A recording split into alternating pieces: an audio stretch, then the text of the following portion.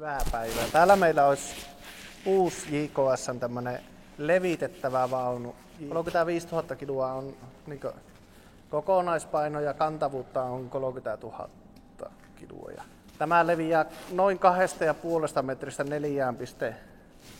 metriin niin ulkoleveyltä. Ja kela-aukko on 3,2 metriä ja kela-halkasia voi olla 4 metriä sitten tähän. Ja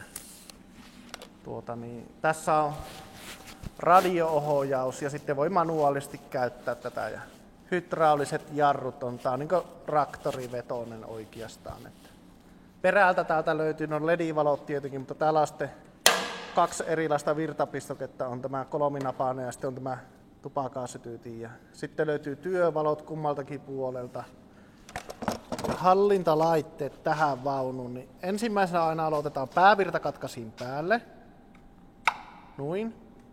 Nyt täällä on niin oma akku, joka niin pyörittää radio-ohjausta. Ja täällä on sitten niin justiin työvaloille, virraulosotolle ja tupakaasityyttimelle paikat. Ja tässä on sitten niin akun lataus, kun se kytketään traktoriin kolminapaisella pistokkeella, niin tuo painetaan aina päälle sitten. Ja työvalot syttyy tuolta ja virraulosotot tuosta. Ja tästä voi sitten näin. Sitten kun lähdetään käyttämään, niin hätäseis kytkii ylös. Ja täältä painetaan sitten, kun halutaan radio-ohjauksella, niin painetaan tuosta, täältäkin hätäseis ylös. Ja painetaan tuolta, että syttyy valo ja näin. Nyt se toimii. Ja sitten täältä toimii nyt niin pyöritys, siirto, nosto ja tukijalat. Ja sitten kun levitystä tehdään, niin käännetään tänne vasemmalle. Ja tästä pyörityksen napista saadaan sitä levitystä ohjattua sitten. Manuaalisesti voidaan käyttää samat siirrot ja kaikki täältä puolelta sitten. Nämä on tukijalat on semmoiset, jotka pitää olla sitten alhaalla, kun levitetään vaunua, ettei ole, että se on vakaampi sitten. Ja nuo takatukijalat tietenkin pitää olla alhaalla. Se on vakaasti käännettyä se sitten. Nämä lukitustapit aina olla paikallaan, missä asennossa nyt onkaan, että kapialla tai leviällä, että tapit paikallaan aina. No täällä on nyt tämä latauskaapeli, mikä menee tuonne traktoriin, sitten on perus 7-napainen valojen johto. Ja sitten täällä on jarrut, hydrauliset traktoriin ja tässä on sitten hana, jolla voidaan periaatteessa käyttää käsijarrunakin sitten, että painetaan koneesta jarrupohjaa ja hanaa kiinni ja letku irti. Ja täällä on sitten, tuo on tulppa tuossa päässä mikä on. Sitten täällä hydrauliikkayksikössä on itsessään, tai mikä tulee traktori, niin täällä on paineliitin.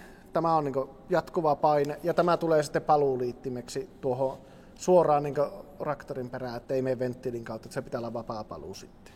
Ja kela-akseli tulee tosiaan, se on täällä sitten vielä niin täällä on nämä tulee tuonne kouruihin kiinni ja tässä on sitten nämä on lukitukset, jotka lukitee tämä akselilla olevan tavara ja tuon kartiot. Ja sitten kun kuljetuksen ajaksi, niin se laitetaan tähän. Tässä on tämmönen kourut, mihin ne pystyy nostamaan sitten. Painaa kyllä niin paljon, että nosturilla joutuu nostamaan. Tietenkin nämä kela-akselin lukitus on sitten, että kun akseli menee paikalleen, niin sitten täältä tulee reikä ja sitä pitää pikkusen vääntörauvalla painaa alaspäin, että saa sen lukitusta. Tämä ei kannata tämä tappi teessä sitä koko akselin painoa. Että se on mutta sitä kourun välistä vääntörauvalla, se on noin 3-4 milliä alaspäin, niin saa tämän lukittua, niin se ei pääse tuolta sitten tulemaan.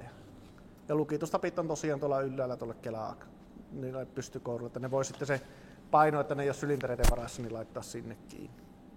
Laitetaan, no päävirta on päällä ja sitten vaan hydrauliikkayksikkö täältä päälle. Ja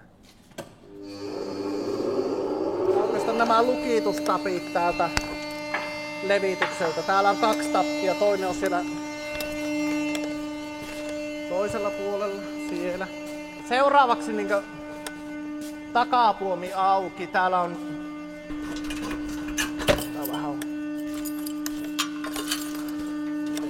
sitten loput tapit auki.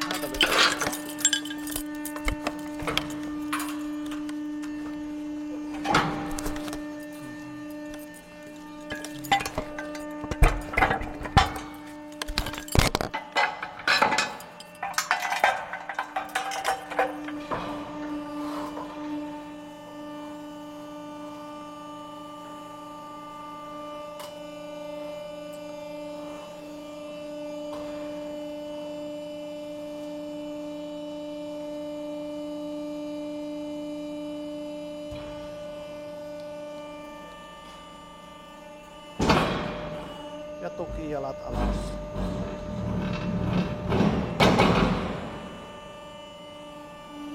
Ja tapit kiinni.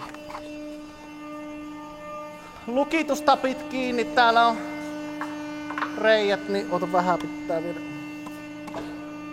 Tuolla noin tästä. Noin. Ja toinen kiinni sitten tuonne kanssa. Ja sitten nämä tukijalat ylös ja nyt se on sitten kuljetuskunnossa, että siinä menee näin, että muutamassa minuutissa pystyy laittamaan. Kela-akseli on sitten tuolla ja se niin nostetaan sitten tänne vaunun sivulle tuonne paikalle. Voidaan ottaa vielä tämän levityskin uudestaan, että vaan tapit auki. Noin ja sitten vaan levi.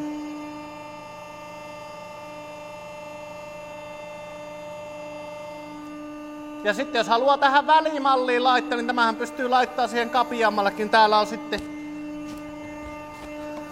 niin täällä on näitä reikiä, mihin se nyt haluaa Kelan mukaan levittää tuo.